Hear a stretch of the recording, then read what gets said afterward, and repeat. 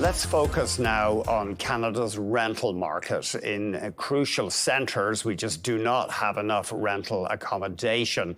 Our guest says demand is hot in Toronto, but more government incentives would help. If we want to get developers working on adequate supply. We're joined now by the CEO of Toronto real estate developer Fitzrovia, Adrian Rocca. Thanks very much for coming on the show. Thanks for having me, Andy. And so just remind me, you guys just build rental housing and you retain ownership of the buildings along with your partners, pension funds and the like. That's right. We are Canada's largest purpose-built rental developer. We have 10 billion of assets under management, 9,000 units, either just completed or in active construction right now. We're headquartered in Toronto, but we also have an office in Montreal as well. It's a develop to core strategy on the development side, so which means we are building, we're not selling those units, we're holding those assets for 20, 30, 40 years, depending on the investment horizon of our partners, of our institutional quality partners. And I guess if you're dealing with a pension fund, they have the need for long-lived, reliable assets. Very much so. They're looking to match liability, and so long-term kind of income streams are really important to match that liability that continues to build on their books. What is holding back the supply of rental units right now? The biggest, there's obviously a number of headwinds. I would answer that kind of question twofold. One, as it relates to Fitzrovia, we're vertically integrated, so we develop, construct, asset, property manage entirely in-house. That allows us to pull a bunch of different levers to make sense of building in today's market, right? We think it's actually accretive to build and it's attractive to build within our platform. Most other developers are not vertically integrated, and so it's not economically feasible to move forward. We think a couple things need to change. One would be, let's say, further increases in rents. That is not a good thing for the market. The second component would be further incentives by the government. We've been lobbying all three levels of government. They've done a great job to engage the private sector and trying to really understand the critical issues. We're hoping they're going to move forward with some additional incentives in the next number of months, because right now there's essentially no new starts happening in the market. No new starts of rental? Yeah, no new starts. I've seen a few buildings around Toronto, but I guess they were planned years ago. Yeah, so that obviously in a very different economic environment, but if you look at new starts over the last year and a half to 2 years, we are off significantly, like almost 70%. Now, they've given you a break, the industry a break on the goods and services tax for rental housing. Do they need to do more? They do. So the reality, that was big, bold action, and I've talked about that very publicly. It was exactly what the industry needed last September. That got completely neutralized in the form of further interest rate hikes over that period of time. We need more help.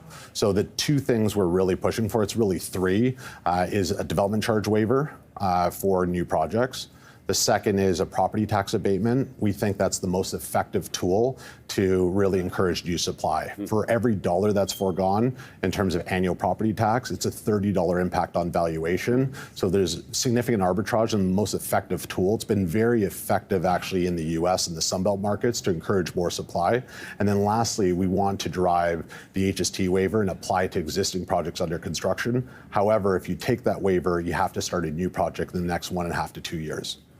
You say the development charges, those are charges put in by local government municipalities. That's right. Of course, they have to pay for the extra sewers and stuff, and they're cash-strapped in many cases. Yeah, we think that should be really backstopped by both the province and the federal government. I think there needs to be more effective allocation of those dollars. We do have the accelerator fund that's been introduced to municipalities. So there are dollars that have been funded by both levels of government, both federally and provincially. And we think the dollars are there to lever that to create more supply. I'm assuming municipalities would generally, I'm assuming that some of them anyway would love more rental housing because it means people can get workers. Workers can afford to live in the community.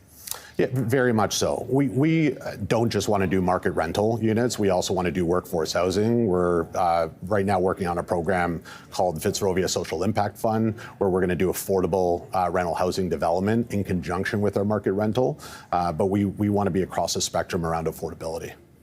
But is there still zoning and NIMBYism by local residents against rental housing? Less so, I would say, around rental. I think everyone understands it's a critical issue. We need to get more supply into the market. I would say the city's done a really good job with a cultural shift, especially over the last 2 years. In Toronto. In Toronto specifically, around kind of moving quickly through rezonings, getting site plan applications and build permits processed. It's not perfect, but they've done a really good job kind of moving in the right direction. Is it perfect? Again, it's not, but it's definitely moving in the right direction. So they are genuinely speeding things up? They are. It's really just a feasibility issue. It's a math issue around rental. What do you mean? Sorry about that. So it's not the issue of how long it takes to actually process a permit. It's the reality is an institution has the ability to basically buy investment grade paper right now at, call it mid 4s to high 4s debt yield. If you're not vertically integrated, maybe you're touching a 5 development yield. You have to take all the risk to construct, market volatility, you got to lease up that property and call it 5 years of no cash flow versus you could start cash flowing day one by buying just kind of a debt piece, an investment grade piece of debt paper. So we need a bigger spread. The reality of getting there is on the back of more government incentives, and that's exactly what we need. And just talk to us about interest rates. Obviously, high interest rates discourage construction broadly. Very much so. The interest rate hike is obviously new to the market, and so over that period of time, the last 2 years, we basically saw new starts drop by 70%. The 25 basis point drop is definitely trending in the right direction. We need more interest rate help. Obviously, that's a very complicated issue that's driven by the Bank of Canada. Most of that is already forecasted in the forward yield curve, right? So once that was announced at 25 basis points, there is a bit of a drop. It does tend to bounce around in the 5-year cost of debt or CMHC debt. But the reality is we need some more help. Either that or we need some government intervention.